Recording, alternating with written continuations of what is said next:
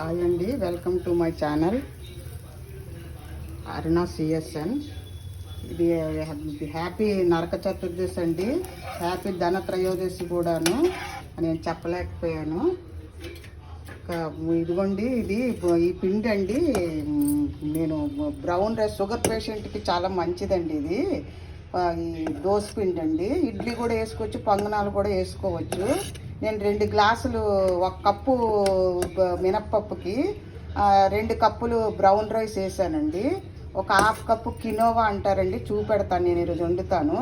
Quinoa వేసానండి. కొంచెం అండి జొన్నలు వేసానండి, 1 పిడికుడు. తర్వాత మినపప్పు, కొంచెం సగ్గుబియ్యం అండి, కొంచెం ఒక 1/2 స్పూను మెంతులండి. ఇవన్నీ ఒక దాంట్లోనే నానపెట్టుకున్నాను. పప్పు మట్టుకు వేరేగా నానపెట్టుకున్నాను. ఇవన్నీ కలిపి బియ్యము, బ్రౌన్ రైసు, మెంతులు, ఇవన్నీ కూడానండి, కినోవా, జొన్నలు, ఇవన్నీ కూడా ఒక దాంట్లో నానబెట్టుకున్నాను. పప్పు బాగా మెత్తగా రుబ్బి అది తీసేసిన తర్వాత గ్రైండర్లోనే వేసానండి. అది తీసిన తర్వాత బియ్యం రుబ్బాను అనమాట. చాలా హెల్తీ అండి ఇది. షుగర్ పేషెంట్కి చాలా మంచి. షుగర్ అసలు పెరగదనమాట. కినోవా అసలు తినాలండి. షుగర్ పేషెంట్ 250, 300 ఉన్నా కూడా చాలా తగ్గిపోద్దండి. అది అన్నంలాగే ఉంటుంది. పాయసం చేసుకున్నా కూడా బాగుంటుందండి. మనం ఇది తోప సంగటి అది చేసుకుంటాం కదా, దాంట్లో కూడా వేసుకోవచ్చండి. మనము ఒక 1/2 గ్లాస్ వేసుకొని 2 గ్లాసులు పిండి వేసుకొని చేసుకోవచ్చండి.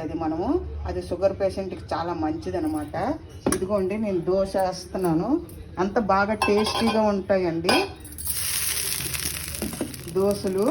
చాలా హెల్తీ కూడాను. షుగర్ పేషెంట్కి చాలా మంచిది. చాలా మెత్తగా క్రిస్పీగా కూడా వస్తాయండి. అసలు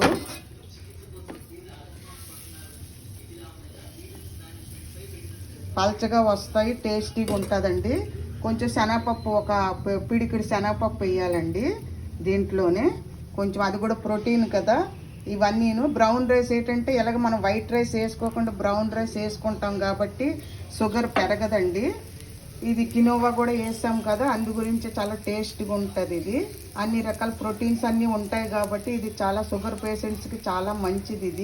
ఇది చాలా మెడిసిన్ లాగేనండి కినోవా. నేను మధ్యాహ్నం వండి చూపెడతానండి కినోవా ఎలా వండాలి, ఎంత వాటర్ వేయాలి ఏంటనేసి.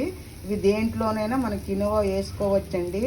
అది ఎంత 100 రూపీసే కేజీ అండి. మనం బాస్మతి రైస్ ఎలా తినేస్తున్నామో అది అంత హెల్త్కి మంచిది కాదండి. ఎప్పుడో నెలకు ఒకసారి తినవచ్చండి. కినోవా చాలా మంచిది.